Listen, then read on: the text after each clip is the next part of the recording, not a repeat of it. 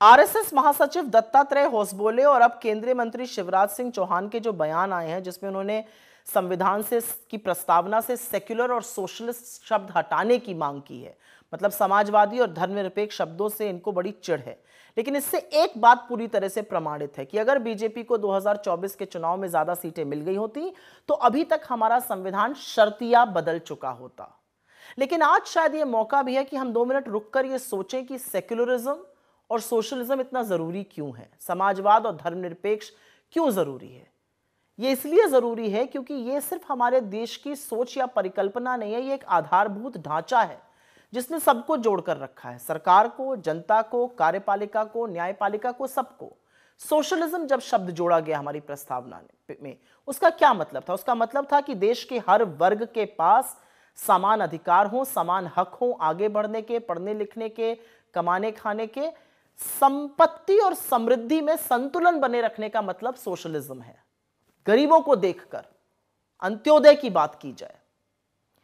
और सेक्युलरिज्म से ज्यादा खूबसूरत और क्या हो सकता है कि स्टेट की कोई रिलीजन नहीं होगी, मतलब सरल भाषा में कोई भी नीति धर्म पर आधारित नहीं होगी। लेकिन आरएसएस की सोच इसके ठीक 180 डिग्री विपरीत है, उल्टी है। वो उनका सारा अस्तित्व ही इस बात का है कि मुसलमानों से, अल्पसंख्यकों से, दलितों से, पिछड़ों से, आदिवासियों से कैसे हक छीना जाए और उनको कैसे दोयम दर्जे का नागरिक बनाया जाए। उनकी रगों में वास्तव में पूंजीपतियों का और पूंजी कैपिटलिज्म का खून बहता है। उनको बहुत अच्छा लगता है कि एक अडानी है, बाकी सब उनके मजदूर बन जाएं। उनको कोई दिक्कत नहीं कि पिछले 11 सालों में अमीरों और गरीबों के बीच में खाई बढ़ रही है। उनको कोई दिक्कत नहीं है कि 1% लोग 50% संपत्ति के मालिक हैं। उनको इन सब चीजों से एक्चुअली कोई फर्क नहीं पड़ता है। और इसीलिए उनको यह भी फर्क नहीं पड़ता है कि नीति निर्माण 1-2 लोगों के लिए हो और बाकी 85 करोड़ लोग 5 किलो राशन की जद्दोजहद में लगे रहें। इनके लिए असल में सबसे बड़े खलनायक तो बाबा साहब अंबेडकर हैं, जिनके संविधान ने इस देश के दलितों को, पिछड़ों को, आदिवासियों को, महिलाओं को, अल्पसंख्यकों को यह हक दिया कि वो अपना हक बराबरी से मांग सकें, सम्मानपूर्वक जी सकें।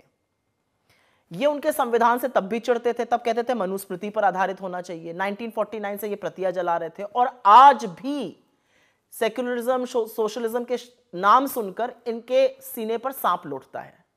असल में नरेंद्र मोदी जी बात बात पर संविधान तो उनको माथे पे लगाना पड़ता है, लेकिन रह रहकर जो दिल की बात है वो भी जुबान पे आ जाती है, क्योंकि इनके दिल में दलित, पिछड़े, आदिवासी, अल्पसंख्यक, महिलाएं मजदूरों की तरह काम करें और ये राजा की तरह राज करें। यही आरएसएस और बीजेपी की असली सोच है।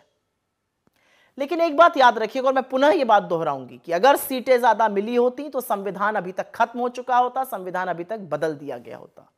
लेकिन एक सच और भी है कि जब तक राहुल गांधी कांग्रेस पार्टी है और जब तक ये सोच है इस देश में कि हम सब बराबर हैं, हम इस लड़ाई को लड़ते रहेंगे।